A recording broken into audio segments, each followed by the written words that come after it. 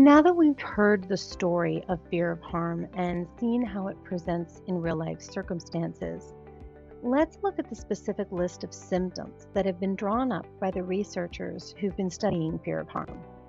If you'll recall Jeffrey's experiences, you'll see how closely they align. The first criteria is episodic and abrupt transitions in mood states. This means that the child has rapid and unexpected mood swings, which we call rapid cycling. They experience feelings of depression and worthlessness that swing to episodes of mania, during which they experience racing thoughts. And these mood swings happen throughout the day, sometimes multiple times per day. The second criteria is actually called fear of harm. This is one of the most important symptoms in the disorder because this drives many of the problematic behaviors that don't appear, at least to outsiders, to have a specific cause. You see, with this symptom, the child experiences huge, exaggerated, and terrifying fears. They fear that they or someone they love will be harmed, maimed, or killed, and they see threats all around them.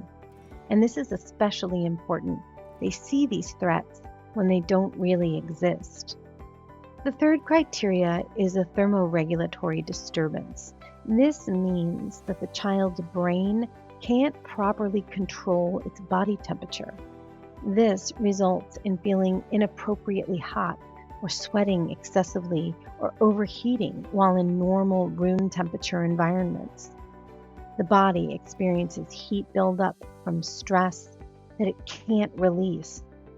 This thermoregulatory disturbance also results in the body's temperature rising at bedtime when it should be dipping in preparation for sleep, and staying low in the morning when it should be rising, both of which disrupt sleep. The fourth criteria is aggression. In these cases, the child, who may otherwise be sweet and loving, experiences episodes of significant aggression. Their behavior is oppositional and confrontational. They exhibit tantrums and destructive behaviors that are not appropriate for their age. Criteria number 5 is sleep-wake disturbances. This involves sleep problems that may have been evidenced as early as infancy. These sleep disturbances include everything from difficulty falling asleep and difficulty staying asleep to difficulty waking in the morning. And the child regularly experiences nightmares and night terrors with horrifying images that continue to plague them when they are awake. The sixth criteria reads, symptoms are not due to a general medical condition. This is a fairly straightforward and commonly used criteria in the diagnostic process for mental illnesses, where we do basic due diligence to ensure that the symptoms aren't being caused by a different medical condition. Lastly, criteria number 7 is a family history of recurrent mood disorders and/or alcoholism. This criteria is also straightforward and simply refers to the fact that the likelihood of having fear of harm increases if the child has a family member with a mood disorder. Kids with fear of harm experience these symptoms even when the environment they're in doesn't call for it.